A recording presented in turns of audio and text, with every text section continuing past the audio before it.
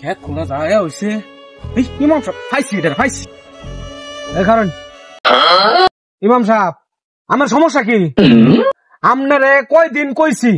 যে তারাবি একটু তাড়াতাড়ি পড়াইন যে এতক্ষণ খারে তখন যা 40 মিনিট লাগে তারাবি পড়াইলে সভাপতি সাহেব কি করি না তারাবি নামাজ 20 রাত নামাজ আমি 40 মিনিটে পড়াই আমার কথা কি যে 4 রাত পড়াই কি বাদ দিতাম নাকি না না বাদ দিবেন না কি দিবেন সেটা তো আমার দেখার বিষয় না আপনারে কইছি তারাবি নামাজটা তাড়াতাড়ি পড়াইবার লাগা অতক্ষণ কি খারে তখন যা আমি কি না আমি নামাজ না পড়া খালি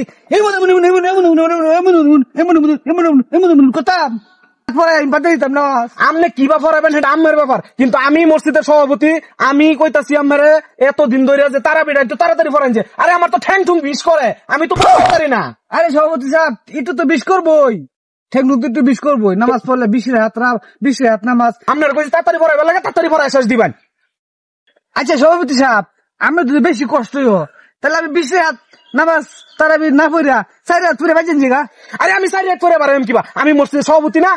সভাপতি কি আগে বারে পড়তারে সভাপতি শেষে ভালো লাগে এলিগে তো আমি আমরে কইতাছি তাড়াতাড়ি ওরে নামাজটা পড়াইন যে এভাবে তো আর কষ্ট করে নামাজ পড়ুন জানা আরে মিয়া এইবার নামাজ পড়া মানছে আমি ইমাম সাহেব আমি যদি সভাপতির কথা না শুনুন তাহলে কার কথা শুনবেন আমি বেতন দিলে আমার বেতন এটা জানেন আপনি হ্যাঁ এটা তো ভালোই জানি তাইলে আমার কথা যদি না শুনেন তাহলে কি মসজিদ চলবো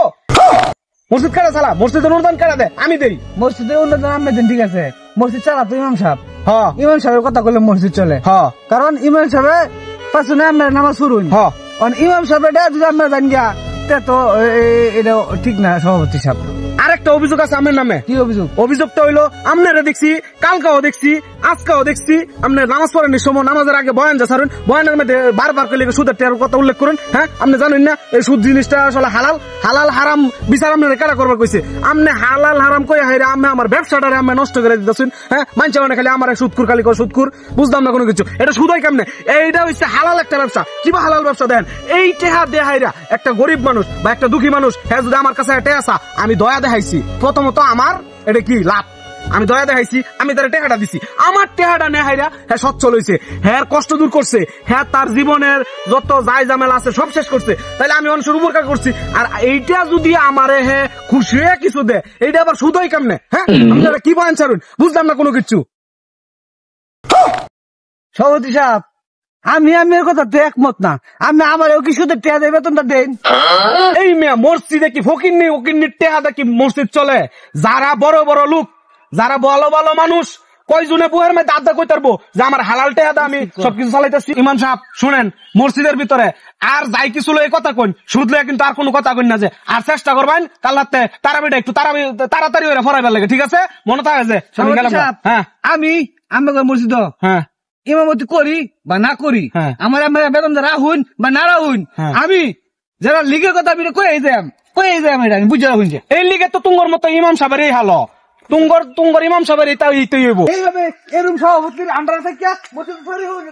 আমি এরকম মসজিদ সারি হতাম না এরকম সভাপতির আন্ডারে কোনোদিন ওয়ালাইকুম সালাম ভালো আছেন আছি তো ভালাই কিসে তো মাথা গরম কে আর মুখ সুখ আপনার এরকম হয়ে রয়েছে কে আরে মাথা গরম তুঙ্গর এই সমাজের সভাপতি মসজিদের সভাপতি কি হচ্ছে জানো আমার কি 40-20 হাত তারাবি নামাজ না তো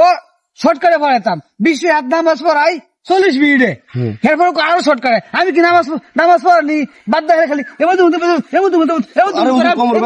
করি হ্যাঁ এরপর কি আমি সুদ ব্যাপারে মসজিদ কথা কই বান দেই এটি দেওয়া যেত না